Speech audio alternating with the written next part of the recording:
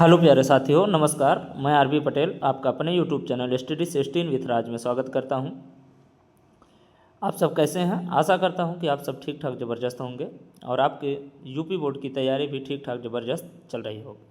तो जैसा कि साथियों आपको जो है कल ही बताया गया था, रेगुलर आपकी शाम 9 बजे हिंदी के 20 बहुविकल्पी प्रश्न इस क्लास के माध्यम से हम पढ़ाते हैं। तो कृपया प्यारे साथियों, कल का जो होमवर्क था आप लोगों से मैं बोला था कि कमेंट बॉक्स में कमेंट करके बताइएगा, लेकिन आप लोगों ने कमेंट नहीं किया। चलिए कोई बात नहीं, हम आज लोग दूसरा सेशन आज का स्टार्ट करते हैं। जो है ये हिंदी का पहला प्रश्न जो आज का रहने वाला है, दूसरा सप्तक। यहाँ प्रश्न देखिए ऐसे आ सकता है, दूसरा दूसरा दूसरा तार सप्तक।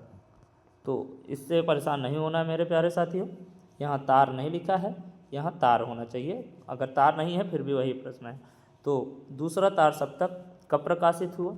तो सन 1951 ईस्वी में। प्रथम तार सप्तक 1943, द्वितीय 1951, तृतीय 1959 ईस्वी में। 3 तार सप्तक प्रकाशित हुए थे। तो आपका यहाँ दूसरा तार सप्तक कब प्रकाशित हुआ ये पूछा गया है। चलिए अगले प्रश्न की तरफ चलते हैं। सुमित्रा नंदन पंत की रचना है। सुमित्रा नंदन पंत की रचना है उर्वशी, पल्लव, साकेत, कामायनी। तो आपका जो राइट आंसर रहने वाला है प्रश्न नंबर 2 का, वो बी नंबर रहने वाला है। सुमित्रा नंदन पंत की रचना है इस निम्न में से पल्लव। कामायनी किसकी है मेरे प्यारे साथियों? तो कामायनी आपका जयशंकर प्रसाद। ठीक है प्यारे साथियों, चलिए अगले प्रश्न तरफ चलते हैं। छायावाद की मुख्य विशेषता क्या है? तो छायावाद की मुख्य विशेषता क्या रही है? तो छायावाद की मुख्य विशेषता क्या? प्रकृति का मानवीकरण, युद्धोकरण, यथार्थ चित्र, भक्ति की प्रधानता। तो आपका जो राइट आंसर रहने वाला है 3 का ए नंबर। ठीक है प्यारे साथियों, चलिए चौथे प्रश्न तरफ चलते हैं। मैथिली शरण गुप्त किस युग से संबंधित हैं? मैथिली शरण गुप्त किस युग से संबंधित हैं? द्विवेदी युग, शुक्ल युग, छायावादी युग, भारतेंदु युग। देखिए आपको परेशान नहीं होना है। अगर आपको बहुविकल्पी प्रश्न में उत्तर काटना आ गया तो आप कभी गलत नहीं करेंगे। देखिए जैसे शुक्ल युग ये दोनों एक ही हैं। शुक्ल युग और उसका नाम है छायावादी युग, ये तो हो ही नहीं सकता। भारतेंदु युग के ये है नहीं, बचा क्या आपका? द्विवेदी युग। मैथिली शरण गुप्त किस युग के लेखक हैं? द्विवेदी युग के लेखक हैं। अगले प्रश्न तरफ चलते हैं। केशव को कठिन काव्य का प्रेत किसने कहा? केशव को कठिन काव्य का प्रेत किसने कहा? रामचंद्र शुक्ल, ग्रियर्सन, हजारी प्रसाद द्विवेदी, मिश्र बंधु। तो आपका जो 5 का राइट आंसर रहने वाला है ए रहने वाला है। केशव को कठिन काव्य का प्रेत कहा रामचंद्र शुक्ल ने। ठीक है प्यारे साथियों, अगले प्रश्न तरफ चलते हैं। अजातशत्रु नाटक के नाटककार हैं। अजातशत्रु नाटक के नाटककार हैं जयशंकर प्रसाद, महादेवी वर्मा, राम कुमार वर्मा, सुमित्रा नंदन पंत। तो आपका जो राइट आंसर रहने वाला है 6 का ए नंबर, जयशंकर प्रसाद। ठीक है प्यारे साथियों, चलिए अगले तरफ चलते हैं। ईलाचंद्र जोशी की कहानियों का विषय है। ईलाचंद्र जोशी की कहानियों का विषय है सामाजिक, मनोवैज्ञानिक, ऐतिहासिक, राजनैतिक। तो आपका जो 7 का राइट आंसर रहने वाला है मनोवैज्ञानिक रहने वाला है। ईलाचंद्र जोशी कहानियों का विषय है मनोवैज्ञानिक। ठीक है प्यारे साथियों, अगले प्रश्न तरफ चलते हैं। सन 1018 से 1936 ईस्वी तक का समय है। सन 1018 से, ये थोड़ा प्रश्न टाइपिंग एरर है, ये 1918 होना चाहिए। 1918 से 1936 ईस्वी तक का समय है। प्रेमचंद युग, शुक्ल युग, प्रसाद युग, उपयुक्त सभी। तो आपका 8 का जो राइट आंसर रहने वाला है सन 1918 से 1936 ईस्वी तक का समय है शुक्ल युग। क्या है? शुक्ल युग प्यारे साथियों। ठीक है, चलिए अगले तरफ चलते हैं। 9 नंबर, ये आपके ऑप्शंस हैं, मिलान कीजिए। मैला आंचल किसकी रचना है? तो मैला आंचल फणीश्वरनाथ रेणु की रचना है। फणीश्वरनाथ रेणु। पहले का खा, उसने कहा था, ये देखिए पहले का खा ये यहाँ आया आपका। तो आपका 9 का जो राइट आंसर रहने वाला है ए नंबर है। चित्रलेखा भगवती चरण वर्मा। उसने कहा था चंद्रधर शर्मा गुलेरी। कफन मुंशी प्रेमचंद। तो आपका जो राइट आंसर रहने वाला है प्रश्न नंबर 9 का ए नंबर।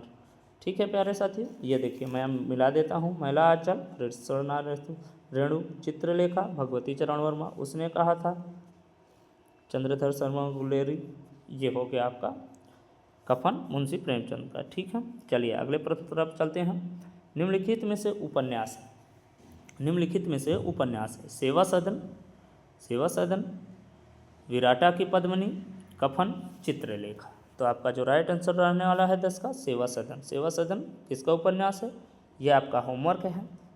होमवर्क कमेंट बॉक्स में कमेंट जरूर किया करिए मेरे प्यारे साथियों, मेरे प्यारे बच्चों। चलिए अगले प्रश्न तरफ चलते हैं।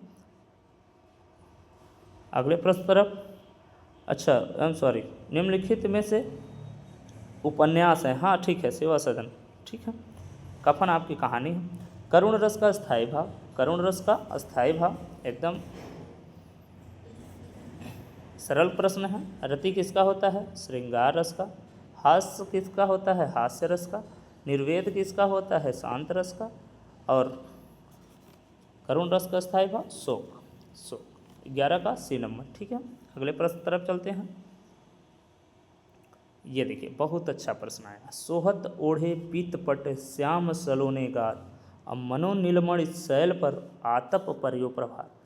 तो किस अलंकार का है, देखिए आपको मैं बता दूं, मनो, मानो, जानो, मनहु, जनहु, अगर ये सब आपके प्रश्न में आए, पंक्ति में आए, तो उसमें उत्प्रेक्ष अलंकार होता है। ठीक है प्यारे साथियों, सा से सी ये आपका उपमा अलंकार। और रूपक अलंकार में योजक चिन्ह जानते हैं, जिसको आप डैश बोलते हैं, ये योजक चिन्ह। ठीक है, 13 नंबर प्रश्न, यह एक सम्मात्रिक छंद है। इसमें 4 चरण होते हैं, प्रत्येक चरण में 11-13 मात्रा से विराम होता है, विराम से 24 मात्राएं होती हैं। किस छंद का है, तो 13 का जो राइट आंसर आना है, 11-13 पे जो जाती होती हैं और प्रत्येक चरण में 24 मात्राएं, वो है रोला। सोरठा 11-13, पहले चरण में 11, दूसरे चरण में 13, इसमें 13-11, चौपाई 16-16 मात्राएं, प्रत्येक चरण में कितनी मात्राएं, 16-16 मात्राएं। ठीक है प्यारे साथी, चलिए आगे चलते हैं। प्रहार शब्द में किस उपसर्ग का प्रयोग किया गया है, प्रहार शब्द में किस उपसर्ग का प्रयोग किया गया है, तो हार शब्द में क्या जोड़ गया, प्रहार। तो आपका 14 का जो राइट आंसर रहने वाला है वो ए नंबर। पंचतंत्र में कौन सा समास है, पंचतंत्र देखिए संख्यावाची आया, 5 तंत्रों का समाहार संख्यावाची। तो संख्यावाची आपको बताए हैं, संख्यावाची कौन सा समास होता है, द्विगु समास। 15 का बी नंबर, द्विगु समास। द्वंद्व में क्या होगा, अपोजिट होगा या फिर योजक चिन्ह होगा। तत्पुरुष कर्मधारय, ठीक है, कर्मधारय में किसी की विशेषता बताई जाती है। ठीक है, चलिए अगले प्रश्न तरफ चलते हैं। अर्थ के आधार पर वाक्य के कितने भेद होते हैं, अर्थ के आधार पर वाक्य के कितने भेद होते हैं, 2, 5, 6, 8। तो 16 का जो आपका राइट आंसर रहने वाला है वो क्या रहने वाला है प्यारे साथियों, डी। अर्थ के आधार पर वाक्य के 8 भेद होते हैं, रचना के आधार पर वाक्य के 3 भेद होते हैं, वो नहीं है। आंसू का तत्सम रूप है, आंसू का तत्सम रूप है, क्या रहने वाला है, अश्रु। आंसू का तत्सम अश्रु, ठीक है, इसका अश्रु का तद्भव आंसू। ठीक है, चलिए आगे चलते हैं। कर्मवाच्य में प्रधानता होती है, कर्ता की, भाव की प्रधानता, कर्म की प्रधानता।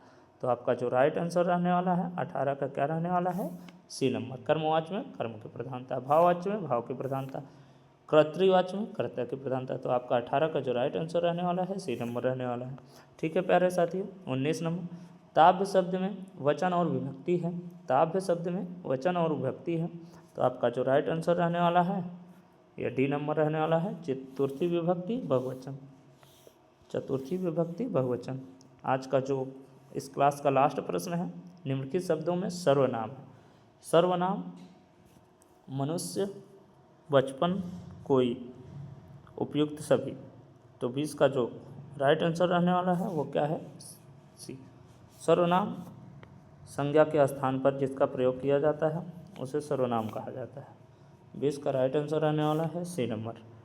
ठीक है प्यारे साथियों, आपको यह क्लास कैसे लगी कमेंट बॉक्स में कमेंट करके ज़रूर बताइएगा। अगर चैनल पर पहली बार आए हैं तो चैनल सब्सक्राइब करिएगा। और कल हम लोग इसी समय फिर से मिलेंगे शाम 9 बजे, फिर से एक नए 20 प्रश्नों के साथ। मैं प्यारे साथियों आपसे मैं वादा करता हूँ, आप क्या पढ़े हैं क्या नहीं, लेकिन अगर ये आप लोग जब तक आपका पेपर नहीं हो जाता, रेगुलर आपको शाम को 9 बजे ये क्लास मिलेगी। अगर आप इस क्लास से रेगुलर जुड़ते हैं तो कभी कोई भी प्रश्न आप छोड़ के नहीं आएंगे। 20/20 ओमार होता है, बहुविकल्पी प्रश्न होता है, आप 20 में 20 करके आएंगे। ठीक है प्यारे साथियों, जय हिंद जय भारत।